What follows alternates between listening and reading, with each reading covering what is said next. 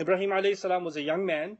Even as a young man, he was the only one who discovered or was committed to the belief in only one God. And everyone in his town, no one else shared that faith. As a matter of fact, his own father was responsible for even building idols. His father's name is mentioned as Aazar. Some say that it's his uncle. The fact of the matter is, he considers him his father. The word Aazar is actually an interesting use of the word from wizard.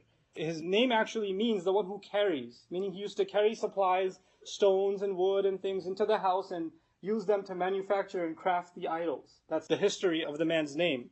إِذْ قَالَ لِأَبِيهِ وَقَوْمِهِ مَا تَعْبُدُونَ.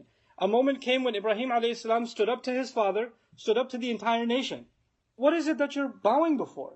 مَا تَعْبُدُونَ قَالُوا نَعْبُدُ أَصْنَامَنَا فَنَظَلُّ لَهَا عَاكِفِينَ. We stay in front of these idols in devotion. They help us concentrate. Because if you have a statue in front of you, at least we know what to picture in front of us, and we stay and we devote ourselves, we close our eyes, and we do our meditation. This is what we do. And they're explaining their religious practice to him. هَلْ يَسْمَعُونَكُمْ إِذْ تَدْعُونَ أَيَنْفَعُونَكُمْ أَيَضُرُّونَ. He asked them, are they able to listen to you when you call them? Are they able to benefit you or cause harm? قَالُوا بَلْ وَجَدْنَا آبَاءَنَا كَذَلِكَ يَفْعَلُونَ. No. We found our ancestors doing exactly this. This is how we do it. This is how our elders did it. Show some respect. Who are you? You're just a kid. They put him in his place.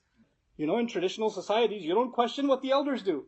So he questions it as a young man. So he's being disrespectful. And this is actually painting the scene of his exit from the town.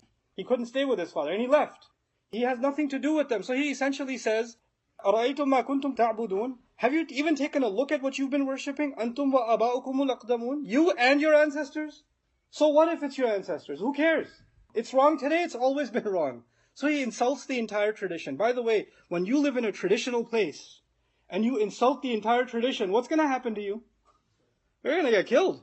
Best case scenario, you get kicked out.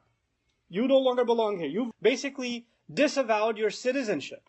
That's what that means. Because your ancestors are really your constitution back in the day. فَإِنَّهُمْ عَدُوٌّ لِي. And before they say that you are becoming an enemy, he says it.